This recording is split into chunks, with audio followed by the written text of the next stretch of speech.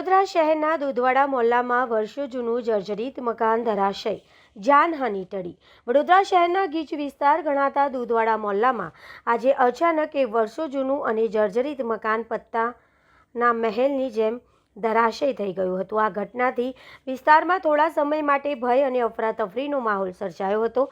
સદનસીબે આ દુર્ઘટનામાં કોઈ જાનહાનિ થઈ નથી, પરંતુ કાટમાળ નીચે દબાવાથી વાહનોને ભારે નુકસાન પહોંચ્યું છે.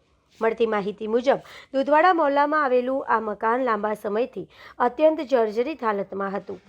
આજે અચાનક મકાન પડતા જોરદાર અવાજ સાથે ધૂળના વાદળો છવાઈ ગયા હતા. ખાસ નોંધપાત્ર બાબત તો એ છે કે મકાન ધરાશયી થવાના થોડા સમય અગાઉ જ ત્યાંથી મદ્રેસા જઈ રહેલા બાળકો પસાર થયા હતા. જો આ ઘટના થોડીક મિનિટો વહેલી ઘટી હોત તો મોટી હોનારત સર્જાઈ શકી હોત. ઘટનાની જાણ થતાં વડોદરા ફાયર બ્રિગેડ તેમજ MG-વિસેલની ટીમો તાત્કાલિક ઘટના સ્થળે પહોંચી હતી. સુરક્ષાના ભાગરૂપે વીજ પુરવઠો બંધ કરી દેવામાં આવ્યો હતો અને કાટમાળ ખસેડવાની કામગીરી શરૂ કરવામાં આવી હતી. કાટમાળ નીચે પાર્ક કરેલી મોટરસાઇકલ અને અન્ય વાહનો દબાઈ જતા માલિકોને આર્થિક નુકસાન થયું છે. સાથે જ સામેના મકાનની દિવાલને પણ આંશિક નુકસાન પહોંચ્યું હોવાનું જાણવા મળ્યું છે. મકાનના માલિક મોહમ્મદ હુસૈને મીડિયા સમક્ષ જણાવ્યું હતું કે તેમણે અગાઉ 2 વખત કોર્પોરેશનની નિર્ભયતા શાખામાં આ બાબતે રજૂઆત કરી હતી.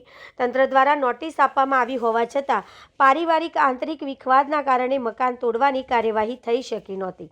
સ્થાનિક રહીશોએ ભગવાનનો આભાર વ્યક્ત કરતા કહ્યું હતું કે આજે સૌના જીવ બચી ગયા છે. તેમનું કહેવું છે કે શહેરમાં હજુ પણ અનેક આવા જર્જરિત મકાનો છે જે ગમે ત્યારે જીવલેણ સાબિત થઈ શકે છે. આથી તંત્ર દ્વારા આવા જોખમી મકાનો સામે વહેલી તકે કડક કાર્યવાહી કરવામાં આવે તેવી જોરદાર માંગ ઉઠી રહી છે.